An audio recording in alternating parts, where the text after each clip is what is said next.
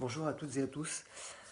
Je vous adresse cette vidéo pour plusieurs raisons, mais notamment pour alerter d'agissements sur notre territoire français, d'agissements malveillants à caractère raciste, voire plus. Alors, on était au courant via les médias des actes terroristes qui fleurissent malheureusement de plus en plus sur notre territoire, sur notre empire, l'ancien empire européen. Et donc voilà, j'ai été victime. Alors j'espère qu'il n'y en aura pas beaucoup. Je ne peux pas l'affirmer parce que vu que ça a été fait sur ma personne, ça a pu être ciblé sur n'importe qui. Donc je pense qu'il y a d'autres histoires comme celle-ci. Donc c'est pour vous alerter que le 16 janvier dernier, j'ai en quai de RER A accepté une cigarette d'un inconnu qui était empoisonné. Oui, le mot est fort, empoisonnement.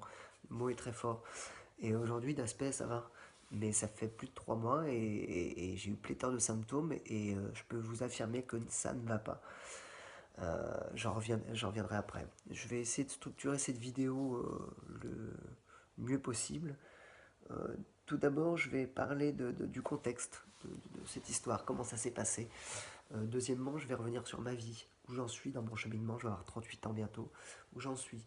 Euh, Troisièmement, je vais parler des démarches que j'ai effectuées parce que j'ai demandé de l'aide, du soutien à l'État, aux instances hospitalières, aux centres antipoison, aux médecins traitants, médecins qui me suivaient, différents médecins, différents moments de vie.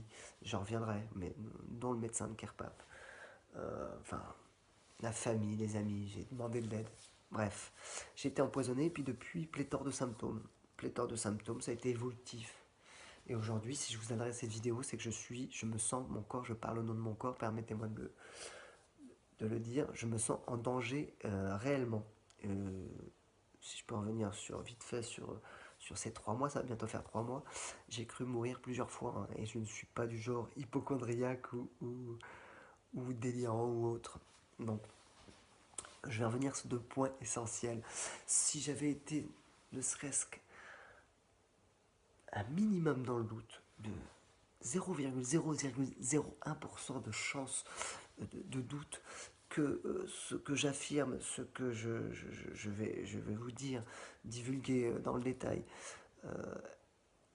sont des symptômes liés à des troubles psychologiques ou au psychisme. Alors on sait aujourd'hui que le pouvoir de la pensée c'est extrêmement puissant, qu'on peut se créer des maladies, des symptômes avec la pensée, avec les peurs, les angoisses, etc.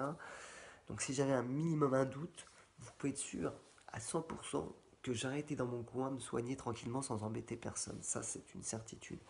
J'aurais pris un billet d'avion, je serais allé à l'autre bout du monde. Mais même aujourd'hui, j'ai peur de prendre l'avion parce que j'ai ma tête, j'ai des soucis à la tête, mais pas que. Un peu partout. Donc, ce fait essentiel. Et une autre chose de vous à moi, quand on a un corps étranger qui rentre par intrusion dans son corps, euh, cette substance toxique, ce poison, on le sait. On n'a pas besoin d'être sorti de Saint-Cyr. Je lis ça en ce moment à Saint-Cyr ou des grandes écoles, ça peut être les NACH, les grandes écoles de commerce, peu importe. On n'a pas besoin d'avoir un statut social super élevé pour s'apercevoir, pour savoir que nous avons un toxique en nous, un poison, une substance qui, en tout cas, qui, dans ce cas-là, dérègle profondément l'intérieur. Donc voilà, c'était 2 points essentiels. Et puis un troisième, j'en rajouterai un troisième, je fais un parallèle sur ma vie. Je vais avoir 38 ans, ça fait 7 ans en fait que j'ai eu un grave accident de la route dans le cadre du travail, un accident de travail. Donc je suis en situation de handicap depuis 7 ans, donc j'ai perdu ma jambe droite. C'est un peu de l'ordre du miracle que je sois en vie. Bref, je suis dans une deuxième vie dans la vie. Et donc j'ai eu une jambinette et une jambe, et je suis pas de prothèse en l'occurrence. J'ai eu un petit souci à la main, ben, rien de très grave en fait. Et tout ça pour dire que je préfère ma nouvelle vie maintenant. Ça peut paraître surprenant. Je me dis, le mec il est fou. Ben non, non. J'adore les défis, j'étais bien entouré. J'ai fait un cadre d'accident de travail qui me permettait pas forcément de travailler et j'ai plein de passions. Enfin bref, donc du coup, j'adore les défis, j'ai plein de passions, j'ai des beaux projets dans la vie, je préfère ma nouvelle vie. Même si sur différents aspects, c'est plus difficile, faut pas le cacher, c'est comme ça. Euh, donc voilà à ce niveau-là. Qu'est-ce que je voulais dire? Par où je vais commencer? Donc je vais reprendre le contexte. Voilà, j'ai fait un peu le tour de ça. Donc le contexte de cette histoire. Euh, je revenais du cirque, je venais de découvrir le milieu du cirque grâce à un prof particulier que j'avais rencontré il y a 2 mois qui forme des contentionnistes, des équilibristes, des trapézistes, des femmes qui font du pole dance, de la pole dance. Et il m'avait fait découvrir le milieu du cirque. Donc la veille, le 15 janvier, j'ai fait mon premier stage de cirque. Donc assouplissement la première partie des journées. On a fait des portées l'après-midi. J'avais oublié mes chaussures de sport, je m'en suis aperçu le 16 au matin, donc ce fameux 16. J'appelle Kim, il me dit bah, passe ce soir, il y a des cours, passe, passe ce soir. Donc vers 8h, j'y retourne, donc j'habite dans le 19e, j'y retourne à Nanterre Université. Et là, qu'est-ce que je découvre? euh, Et ben, il y avait plein de cours. Il y avait peut-être, je sais pas, 110 personnes, 120. Et sur 120, il y avait que des belles femmes, presque. Il y avait une centaine de femmes et quelques hommes. Et bref, je récupère mes chaussures, je vois Kim, on discute. Et il me dit viens dehors, faut que je te parle. Donc je vais dehors. Il me dit tu sais avec mes assistants, il y a un stage une fois par mois, on a bien aimé ton attitude, on t'offre le mois prochain l'invitation. Puis il m'offre une cigarette à ce moment-là. À ce moment-là, je fumais 5 6 cigarettes par semaine. Je faisais 3 4 heures de sport par jour, dont de la natation, du kung-fu, des étirements, beaucoup d'étirements, de la salle, sauna, hammam, méditation, relaxation, respiration. Je faisais tout ça. Et donc, bref, je ne mets pas beaucoup. Il m'offre une cigarette la première de la journée, le soir à 8h, 8h30. Voilà, ça se fait, je récupère mes chaussures, j'assiste au cours d'assouplissement. Et là, je me dis, mais pourquoi j'ai raté ça avant? J'allais rentrer petit à petit dans le milieu du cirque, je pense, à travers les équilibres. Et puis cette rencontre qui allait faire que. On était motivés tous les deux à leur montrer, comme en kung fu, mais sifu, etc. À leur montrer ce qui a été possible de faire. J'étais partisan du tout est possible dans la vie. Donc voilà, je récupère mes chaussures, je repars le soir vers 9h en quai de RER A.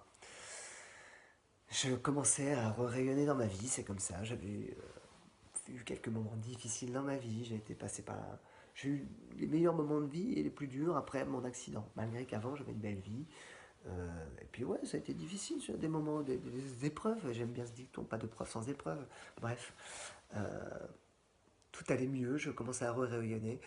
Et puis là, en quai de RER1, j'avais 7 minutes d'attente. Alors, on est le 16 janvier, il faisait -6, -7. J'étais en chemise comme d'habitude, une petite écharpe, des petits gants. Je m'entraînais au coup de fou, il restait 7 minutes. J'étais bien, je sortais du cirque.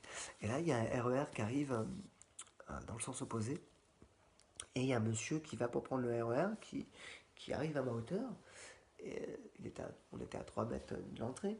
Et il me dit monsieur, vous voulez 2 cigarettes? Bah, je lui dis naturellement non.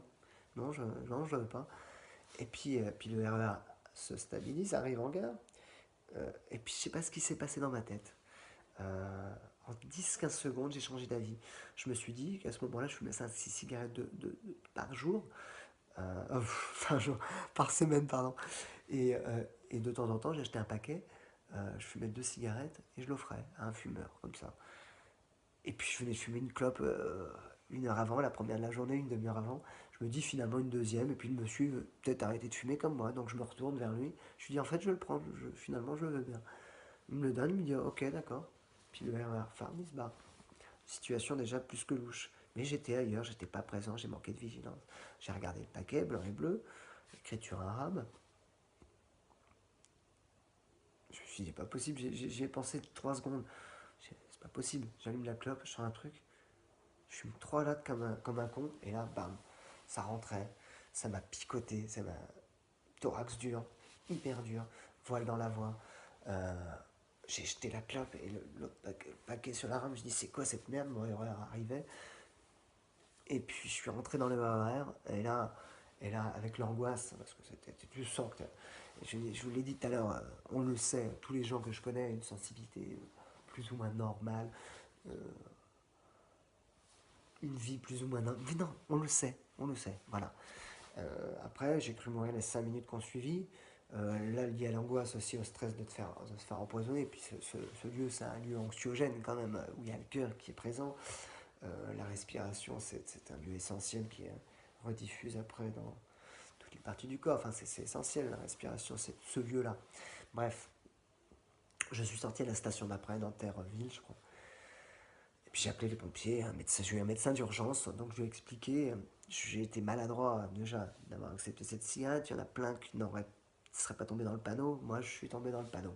Enfin, voilà, c'est fait, j'ai manqué de discernement, de vigilance, de clairvoyance par rapport à la situation, parce que le monsieur, ça m'a sauté aux yeux une fois que j'ai vu le truc.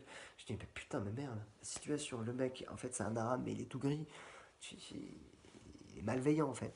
C'est un acte, c'est pas ciblé sur ma personne, c'est pour ça que c'est un acte, je vais vous parler des symptômes après, c'est un acte très malveillant pour nuire, caractère raciste, voire terroriste, et le mot est fort, l'empoisonnement, le mot fort, terrorisme, le mot fort.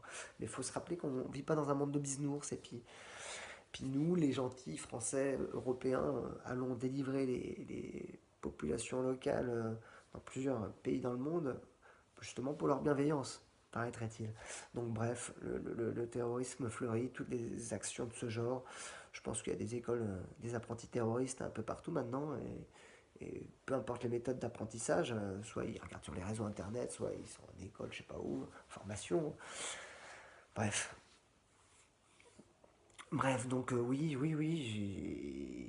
j'ai été maladroit même après, la semaine qui a suivi. Bon, je vais essayer de faire court, hein. J'étais voir mon médecin qui me suit à Paris. Le soir même, donc j'ai eu un médecin au téléphone. Mais il me dit, le médecin, mais vous avez des antécédents médicaux? Comme une semaine après, quand j'ai eu les centres antipoison, parce que figurez-vous que j'ai fait plein de démarches, tous les centres antipoison de France. J'ai été 10 fois aux urgences. J'ai envoyé 11 recommandés il y a plus de 2 mois en demandant de l'aide, en alertant de cette histoire, en détaillant les symptômes de l'époque, à l'État, enfin l'Élysée, ministère de l'Intérieur, des médias, euh, 2 centrales de police de Paris. J'ai voulu porter plainte 2 fois. On m'a refusé parce que j'ai accepté la cigarette et parce que on attend que tu sois soit gravement malade, soit mort, en fait, enfin voilà. Euh, des dizaines de démarches, mais en vain. On t'aide pas. Et ce qui m'a pas aidé non plus, vous savez, dans la société, certains politiques parlent des peuples, de nous, comme descendants. Et comme dans toute hiérarchie, dans tout milieu, donc là dans la catégorie descendant, on va dire, il y a une hiérarchie. Et moi, quand on me demandait, avez-vous des antécédents médicaux, naturellement, alors ils ne savaient pas que je préférais ma vie maintenant, mais et puis des fois je les appelais un petit peu en angoisse. Si je les appelais, je demandais de l'aide, c'est qu'il y avait un truc qui n'est pas normal. Vous savez, moi, moins je vais à l'hôpital, moi je côtoie les instances hospitalières, comme beaucoup d'entre vous, mieux on se porte, quoi. Et si je vais 10 fois aux urgences en l'espace de 3 mois, si je bassine ma famille, mes quelques amis, très peu, mais quelques amis que j'ai bassinés, certains j'ai voulu épargner, je voulais pas en parler. Euh, voilà, il y a un souci. Si aujourd'hui je suis amputé fémoral, je peux plus mettre ma jambe depuis un mois. Parce que direct, ça m'envoie dans l'œil droit, cerveau droit, des gènes incroyables. Je suis passé de phase. Alors j'en ai eu plein de symptômes. J'ai déjà pris des poumons pendant plus de 80 jours. La première semaine, j'ai expectoré orange que par le nez. Je ne pouvais pas cracher pendant 15 jours. Après, j'ai commencé à cracher au compte-gouttes, une pâte translucide avec des bulles dedans. euh, hyper compact, et ça se sortait pas, c'était bloqué de chez bloqué. Ça finit par se décanter un petit peu, se diluer un petit peu, sortir, mais toujours avec une gêne incroyable, un souffle, voile dans la voix pendant un mois, le thorax hyper compressé.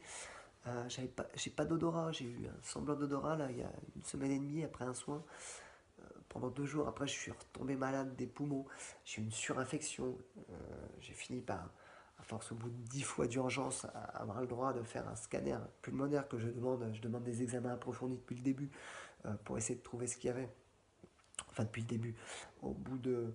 J'ai fait une première radio des poumons 3 jours après avec le médecin et puis j'ai commencé à contacter service anti-poison rapidement, le 25 janvier. Je demandais donc de l'aide, des examens complémentaires approfondis, parce que j'expectorais orange, je commençais à avoir des huiles dans mes urines, en surface des urines, pendant 15 jours quasiment, et après de temps en temps, les reins qui chauffaient, des contractures gigantesques, des pépins blancs dans les selles. Les contractures gigantesques sont restées pendant un mois et demi à peu près. Le pic de celle-ci, c'était entre le 4 et le 12 février, accompagné de gènes incroyables. Alors, plus toute la première partie, pendant un mois et demi, c'était le côté gauche qui était plus atteint. Donc, je suis amputé fémoral droit. C'était le gauche, donc avec des gènes incroyables à la tête, un peu au cœur. Les contractures qui sont passées, ça faisait un chemin normal, donc ça descendait des poumons. Mais en même temps, les poumons sont restés bloqués de chez bloqués, et là, ils le sont encore. Je reviendrai sur mes symptômes d'aujourd'hui. Contracture gigantesque dans le ventre au bout d'une semaine et demie. Je me dis, tiens, c'est les antibiotiques que je prends, la piostacine, qui fait peut-être ça. 2 jours après, ça s'était un peu relâché au niveau du ventre. J'étais d'ailleurs plein de fois chez les ostéos pour en attester. J'étais complètement contracturé. Après, les fessiers, hanches, complètement verrouillés. Bas du dos, donc des contractures gigantesques dans les muscles. Et c'est resté 2-3 jours. Et après, ça montait, ça restait. Ça restait en bas et ça montait. Haut du dos, cou. Alors là, quand le cou et la tête sont contracturés, et ouais, c'est assez. Alors, en plus des poumons, c'est assez anxiogène. Figurez-vous que, et vous pouvez vous en douter, que je suis rentré dans des crises de panique, dans des crises d'angoisse, dans des peurs incroyables, parce que j'ai cru mourir 10, 15 fois, 20 fois, 30 fois depuis. C'est pour ça que j'ai été 10 fois aux urgences, c'est que j'étais en demande. Qu'on m'écoute sur cette histoire, qu'on me prenne au sérieux.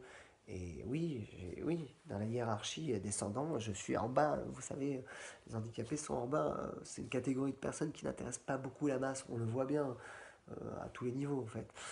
Il n'y a pas besoin de... Comme dans Matrix, vous prenez la pilule... On peut prendre la pilule bleue toute sa vie, mais ouais, si on est lucide sur les choses, sur plein de choses d'ailleurs, on s'aperçoit qu'on vit pas dans un monde de bisounours. Et puis qu'on marche sur la tête, et puis par exemple, pour les handicapés, alors j'ai pas envie d'être une victime, mais ça intéresse pas la masse. Donc alors, un handicapé qui raconte ce genre d'histoire, alors ça jouait pas dans ma faveur, c'est sûr, parce que ça rajoute à l'aventure et un petit côté trépidant, vous savez, parce que ça se voyait pas dans les analyses de sang ni d'urine, ni dans les radios pulmonaires. Donc, et comme je vous disais, c'est un poison. Je n'en doute pas, et je ne vous adresserai pas cette vidéo si j'en avais ne serait-ce qu'un doute minime que c'est ma tête qui crée, enfin les problèmes psychologiques qui créent ces symptômes.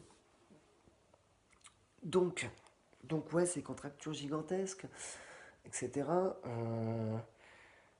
Des dizaines de symptômes évolutifs. Et je pourrais en passer des heures à parler de ce toxique, ce poison, cette substance qui agit, qui a agi dans le temps, qui s'est diffusé petit à petit ça a passé par le système routier humain, c'est-à-dire dans le sang, via les artères et les veines. Ça a changé la structure de ma peau, mes os, sur à mesure. Ça peut paraître fou. Ça peut paraître fou. Euh, oui, ça peut paraître fou. Toujours est-il que dans mon parcours de vie, j'ai une sensibilité particulière. Je dis pas que je suis plus, je suis moins, au corps. Un rapport au corps particulier de par le handicap notamment. Parce que si tu veux bien vivre avec le handicap, et je l'ai expérimenté depuis 7 ans, il y a eu quelques petites périodes où je me suis retrouvé une âme très très très sportive que j'avais quand j'étais jeune, grâce au handicap. C'est un des moyens de se ressentir bien dans son corps, de retrouver des bonnes sensations d'ailleurs, le sport. Euh, mais figurez-vous, il y a des moments où j'ai un peu maltraité mon corps parce que je fêtais la vie, il y a eu des périodes où j'ai fait un petit peu moins de sport. Et du coup, tu as une usure anormale. Alors, je ne vais pas vous faire la liste, mais je vais en faire vite fait. Des hanches, des genoux. J'ai une hernie discale au cou. C'est vrai que je faisais beaucoup d'activités. Je partais en voyage avec mes gros sacs, tout ça. J'étais mal appareillé aussi, malheureusement. Mais ça, je l'ai su qu'en arrivant à Paris, parce que ça fait 1 an et demi que je suis à Paris, pour continuer mes apprentissages respectifs dans le sport, dans la musique. Et puis j'ai trouvé par ce biais l'un des meilleurs orthoprothésistes de France, voire d'Europe, n'ayant pas peur des mots. Et non, j'en suis très heureux. Et donc j'ai une sensibilité au corps de par, alors je vais vous énumérer un petit peu ce que je fais comme activité, du Kung Fu Wing Chun que je fais depuis 3 ans.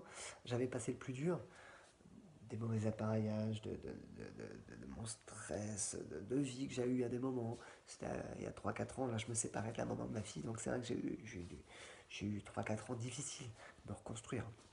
Ouais, je le dis, j'en ai pas honte, c'est la vie, ça fait partie de la vie. Donc du Kung Fu, pour moi c'est l'une des meilleures écoles que la vie m'ait permis de rencontrer. Donc on travaillait le relâchement de la tête, du corps, le système tendineux, l'ancrage, tellement de choses, à travailler ses peurs, à vivre un peu en société, parce qu'à travers les combats, on change de partenaire, de frère d'armes, on appelle. Enfin voilà, super apprentissage et je prévois d'en faire, je vais être optimiste toute ma vie si mon corps le permet. Donc pour ça, il fallait se réconcilier avec son corps. Et si on veut bien vivre avec le handicap, il faut se réconcilier pleinement avec son corps. Donc ça met du temps, il faut travailler, c'est par le biais des rencontres. Donc natation, je prévoyais de faire les Paralympiques dans 3 ans, si c'était possible. En tout cas, j'aurais pris ce cheminement.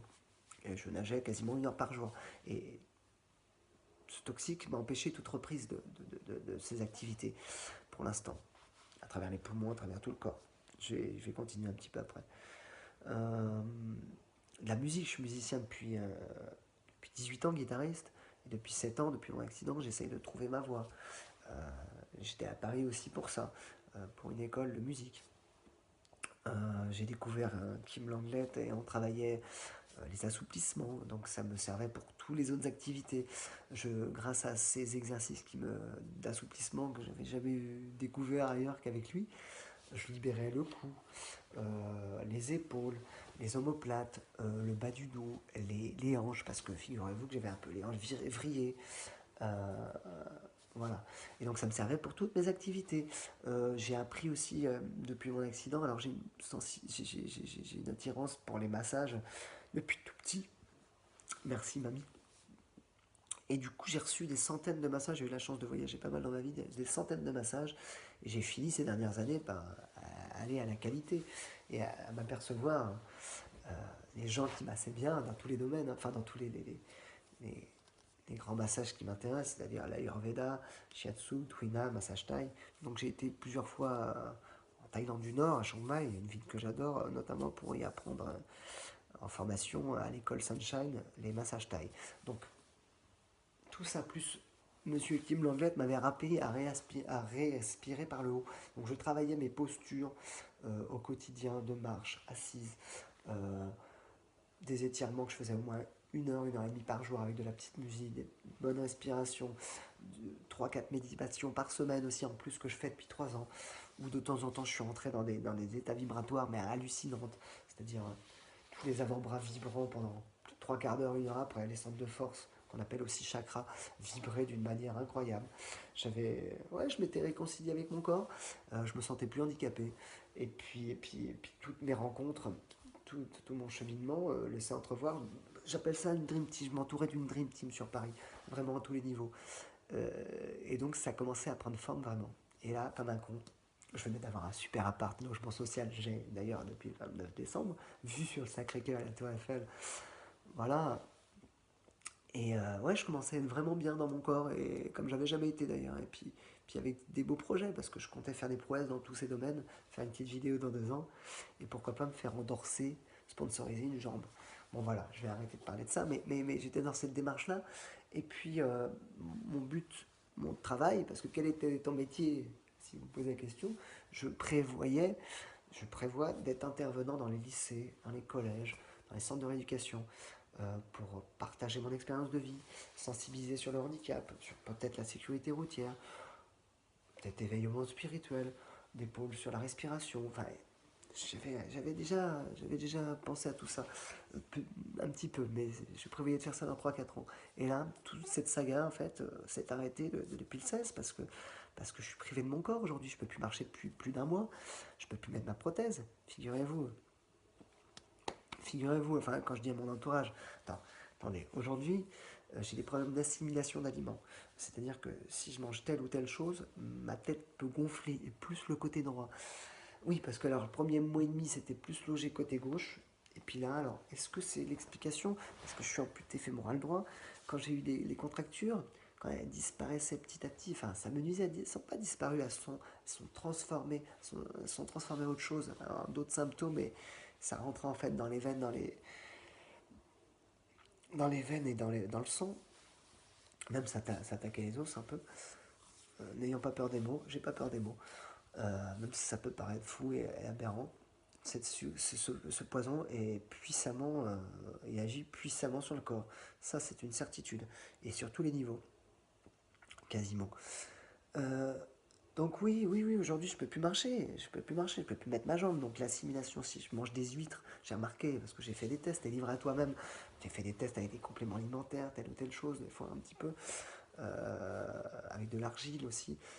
Euh, et ben si je prends de calcium, par exemple, ça me gonfle la tête. Maintenant, depuis 3 semaines, un mois, j'ai la tête qui gonfle. La nuit, là, je me réveille cette nuit, depuis plusieurs nuits, j'ai la tête, mais qui est hyper gonflée, accompagnée d'un thorax super gonflé. Je suis passé de phase de contracture gigantesque après commencer à avoir des gènes au niveau des hanches, dans le passage passage des artères des veines. Ça fusait à un moment donné, je commençais à avoir des gènes quand je marchais. Et j'étais au bord des malaises. Quand je marchais, j'étais chez mes parents, je pouvais plus marcher. Quand je mettais ma jambe, donc ça venait œil droit, cerveau droit.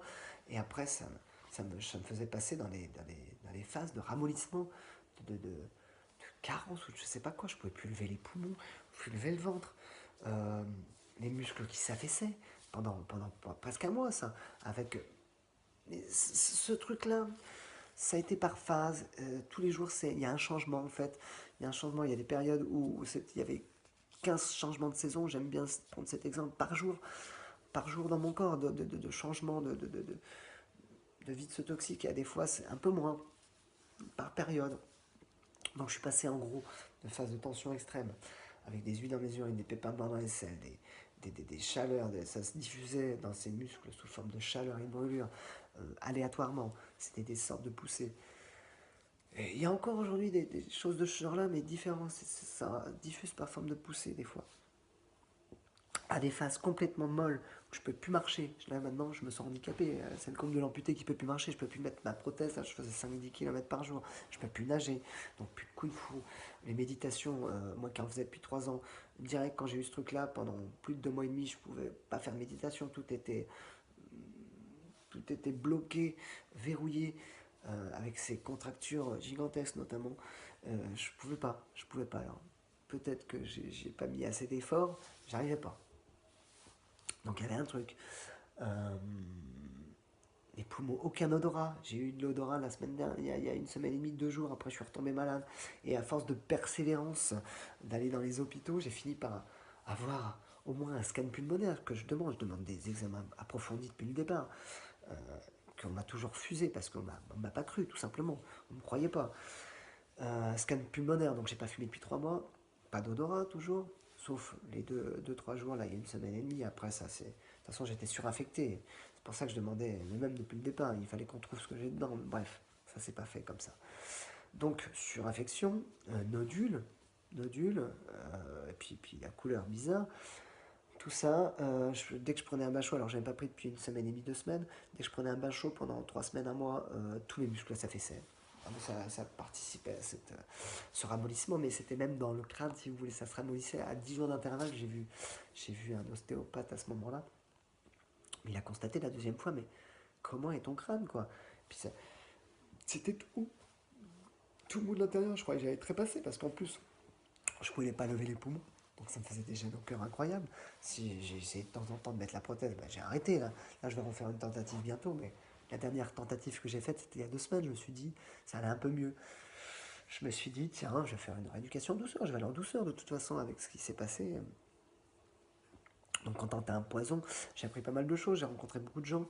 Euh, Quand t'as un poison, donc soit tu trouves l'antidote et bam, tu sais ce qu'il y a, soit ça finit par se diluer ou pas. Et puis là, si je vous envoie cette vidéo, c'est que je me sens en danger. Ma tête, là, toutes les nuits, c'est hyper dur et ça va finir par exploser. Et par contre, j'ai plus envie d'aller aux urgences parce que de toute façon, ils ne me prennent pas au sérieux. Alors que je suis rien, enfin, je suis très sérieux. Malgré que j'essaye d'avoir du recul aujourd'hui et avoir de l'humour, et je suis sorti de mes phases, si vous voulez, d'angoisse et de panique profonde. Je me dis, de toute façon, il y a 7 ans, la vie a tout fait pour que je reste parmi vous, parmi la vie des vivants là.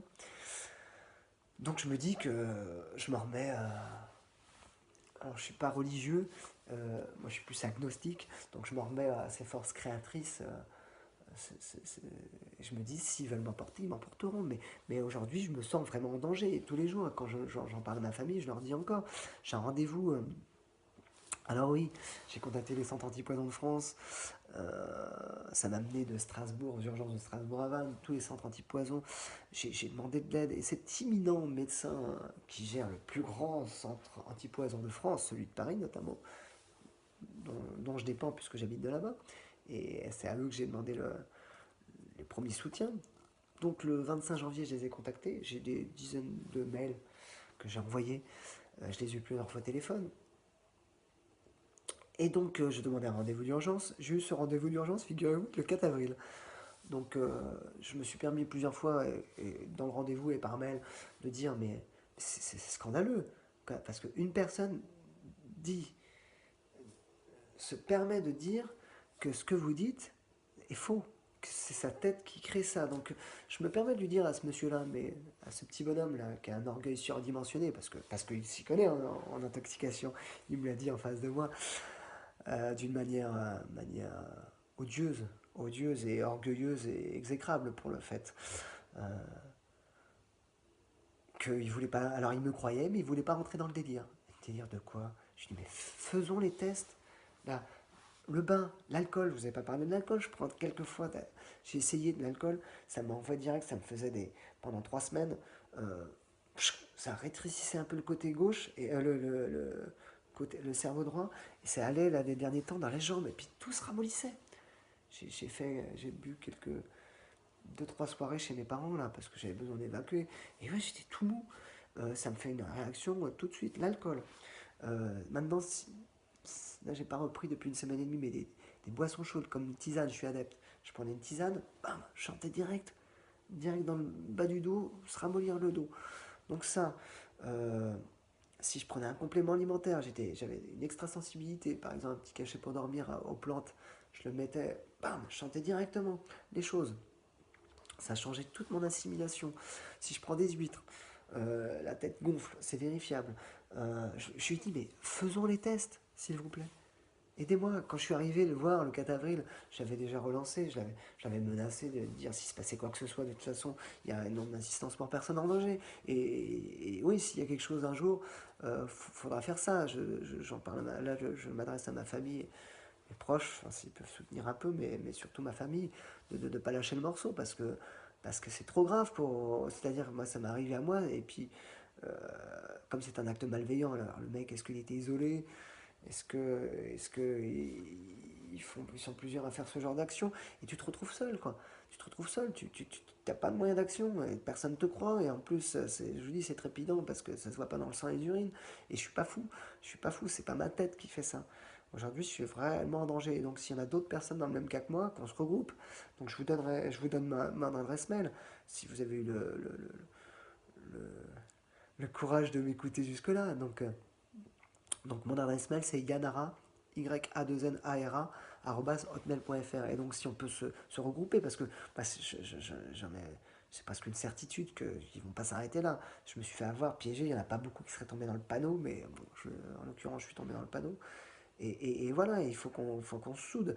Et puis déjà alerter de ce genre d'agissement, parce que franchement, je sais pas si... Je pense que cette dilution qui devrait être amenée vers la guérison, en fait, je crois que ça va me faire exploser la tête, quoi, parce que la nuit, je peux plus dormir, en fait.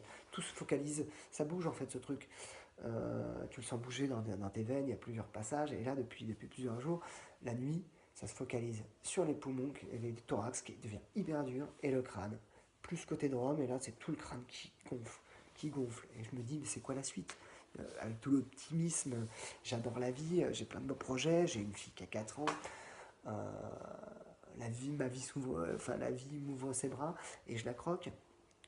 Et là, ouais, malgré tout mon optimisme, je crois que ça va être une décision, permettez-moi du mot, explosive. En même temps, je crois que le but profond de ce toxique, c'est de désorganiser complètement ton corps à tous les niveaux.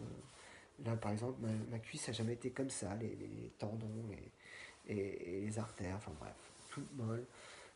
Là, ça recommence à se crisper dans le dos, ici aussi, dans le cou. Il y a plein de phases, plein de phases. Ah bah c'est une aventure, hein. Si vous voulez travailler vos peurs et vos angoisses, fumez cette clope et c'est bon, hein. Vous allez être face à tout ça. Donc, euh, donc voilà, il faut faire savoir si vous pouvez transmettre cette vidéo, s'il y en a qui veulent regarder jusqu'au bout. Je peux être disponible, me rendre disponible parce que de toute façon ma vie est en parenthèse, une sacrée parenthèse. D'ailleurs, je ne sais pas, comme je vous dis, comment ça va se terminer, en espérant qu'on finisse par m'aider et qu'on me prenne au sérieux. Aujourd'hui, là, je suis retourné voir mon médecin traitant, j'ai eu le remplaçant, je lui ai expliqué tout ça. Je lui ai réexpliqué tout ça, que ma tête gonflait, on peut faire les tests, c'est vérifiable. Faites, attendez, mais personne ne veut prendre de risques. Parce que c'est vrai, j'ai conscience que ce que je raconte, c'est pour ça que je prends le risque. J'ai rien à perdre, en fait. Et j'ai rien à prouver de quoi que ce soit. Et bref, enfin, j'ai rien à prouver en termes psychologiques, moi tout va bien, hein. Même si enfin, je suis humain, quoi. Après, c'est à la frontière entre ouais, les sérieux problèmes psychologiques et peut-être, putain, le mec, il a peut-être raison, en fait. Ah ouais, ouais, mais bon, le scénario est tiré d'un film. Tu te dis, c'est pas possible, le mec, il veut faire parler de lui, il y a un truc, quoi, où il est déjanté. Mais non, mais non. Et je m'évertue à le dire à ma famille. Et je me suis un peu échaudé avec quelques amis aussi, parce qu'ils pensaient vraiment que j'avais un trop-plein, un burn-out.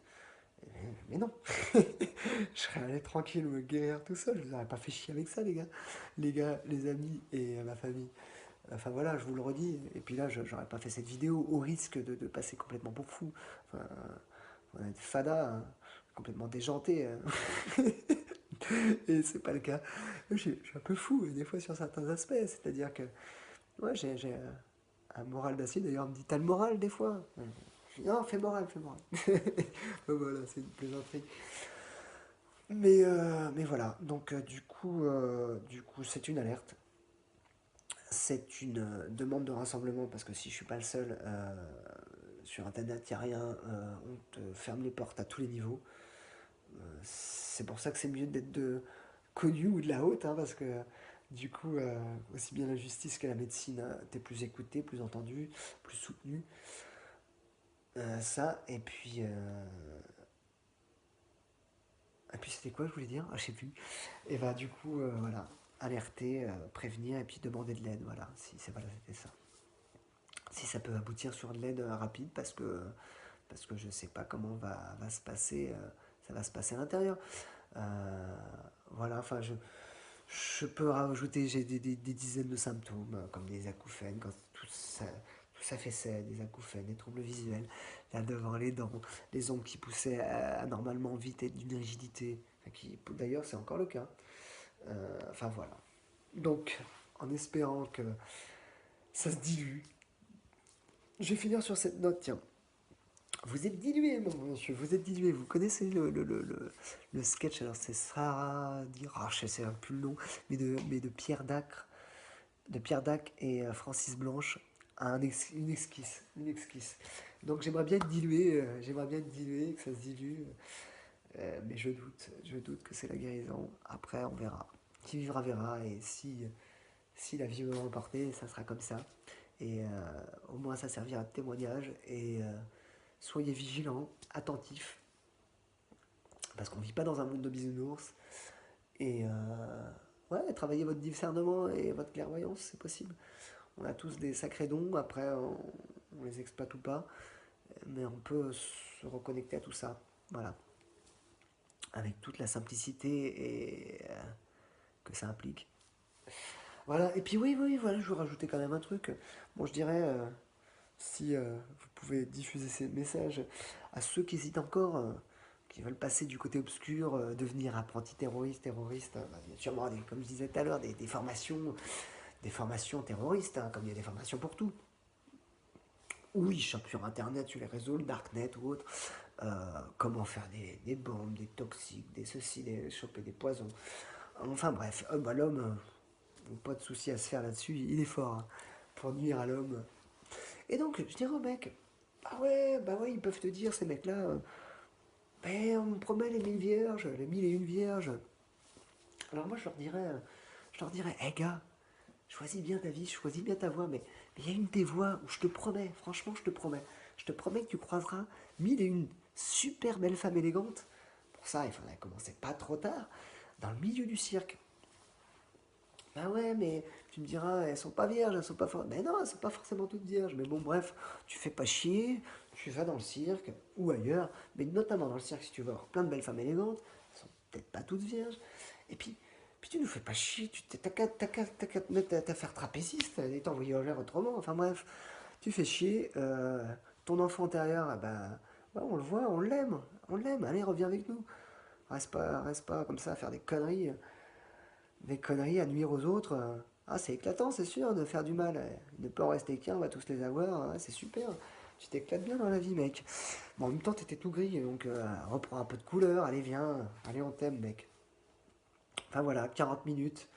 Témoignage, c'était un peu d'humour. C'est vrai, ils font chier, mais en même temps, si t'es lucide sur la vie, et bah, nos actions françaises, européennes, américaines créent des terroristes partout. Donc, euh, donc voilà, il y en aura de plus en plus sur notre territoire français. Il va falloir vivre avec ça. Et ce que je vis, je le souhaite à personne, mais je ne suis pas sûr. Et je pense même il y en a sûrement en cours là. Donc unissons-nous. Et puis essayons de détecter ce que c'est, ces saloperies, parce que ça te ravage et j'espère vivre. Merci.